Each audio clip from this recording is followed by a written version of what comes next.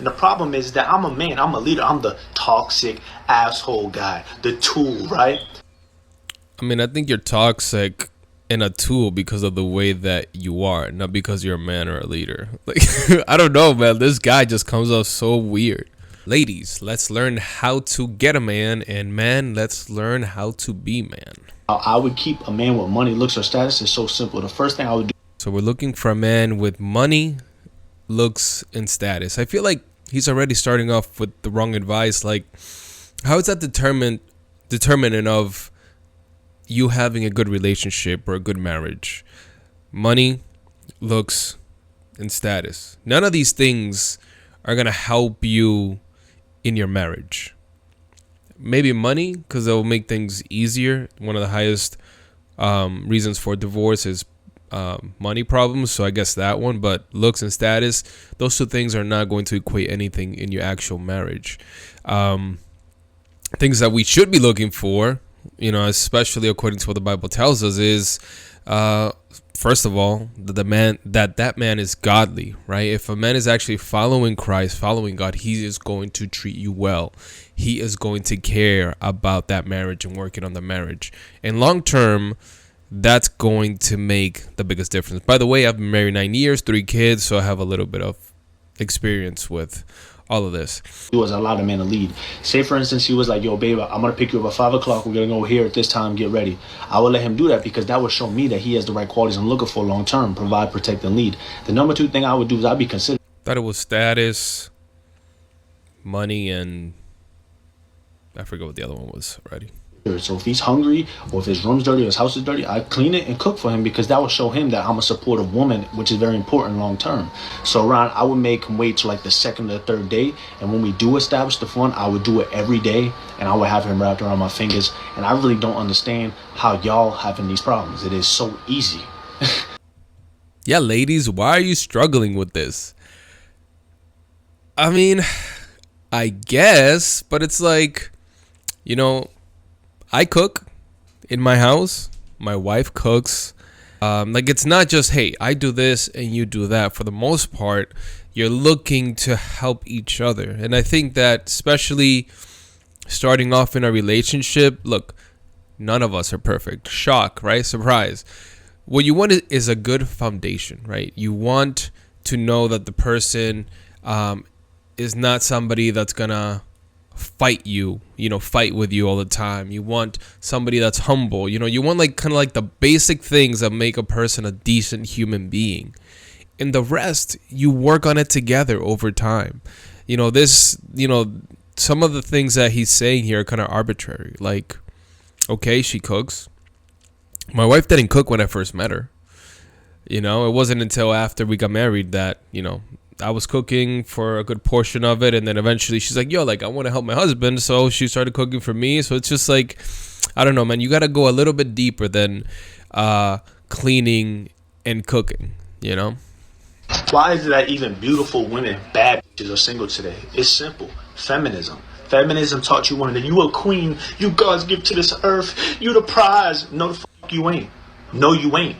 You ain't a queen. You ain't never gonna be my queen because you ain't my mother. You don't love me unconditionally. With that energy, man, why is he so angry? I don't understand.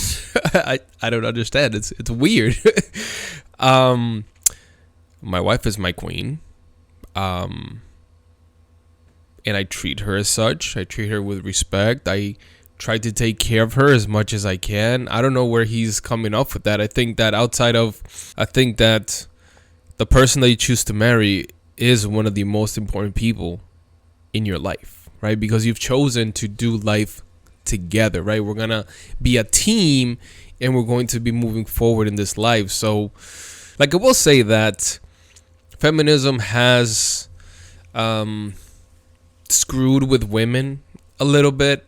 And it's not just feminism, it's just society in general, where women feel that if they are submissive in any way, shape, or form, then now they are degrading themselves. And that's not the case, right? Submission is not something negative. Jesus submitted to the Father's will, right? And in marriage, this submission aspect is not like a slave mentality at all, right? I am the leader of my home, but I lead like Jesus led. And he led by sacrificing himself for the church, by showing how to be a servant, right? A servant leader. I mean, he washed his disciples' feet. You know what I mean? So I think that both are wrong in the sense that submission is viewed wrongly, and so is leadership. Like, this dude is his energy is very like, yo, like he's almost gonna like punch a woman or something. Like, leading as a Christian man, as Jesus calls you to lead, means that you serve. You serve your wife, you serve your family. And that's the leadership that you should be having in a home, to the point where if I do ask my wife to do something, she will do it, but it's not because she's afraid, right? It's because she sees that sacrifice that I already make for her and I make for my family, right? It's not this whole, well, I'm the man, so you got to do what I say, which is, the vibe that I'm getting from this guy. It's really weird. Like, are people really like this in real life? And the problem is that I'm a man, I'm a leader, I'm the toxic asshole guy, the tool, right? I mean, I think you're toxic and a tool because of the way that you are, not because you're a man or a leader. Like, I don't know, man. This guy just comes off so weird. Because when we go out, right, you expect me to take care of you, right? When we go out, I pay for it. You good. We go to the store, hey, get some shoes. You good. I got you. But when I tell you to do something, do it. That's so serious, man. Like, this guy's like, the problem. Don't expect me to chase you and beg you and get on my knees, bro. I'm not submissive. I'm dominant. Yo, this guy was trying so hard to be like a tough guy.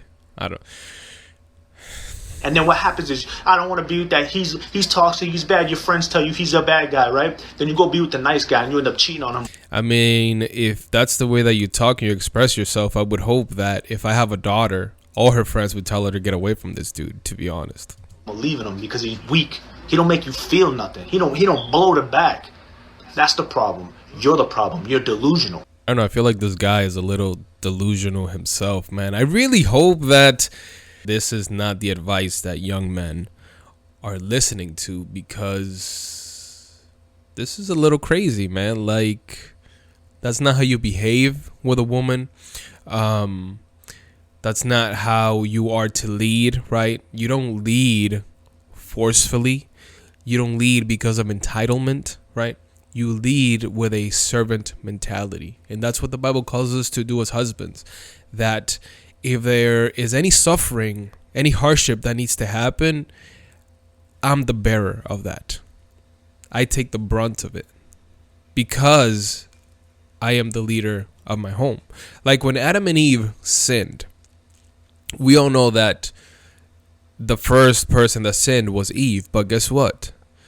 The first person that God goes to is Adam, not Eve. Why? Because he was supposed to be the head. So you being a leader means that when tough times are to come, you're the one facing them. When mistakes happen, you're the one that is taking responsibility. Like, that's what it means to be a leader, right? It's not this whole what I do needs to get done or else, right? That's not the way that you lead. Now, being a head of a home, it means that if there are tough decisions to be made, then ultimately, you make that call. Like if you and your wife are on the fence, hopefully you can talk through it to the point where you're both on the same page. But if there isn't and there's a time limit, then you make that call. But guess what? If things go wrong, that's on you.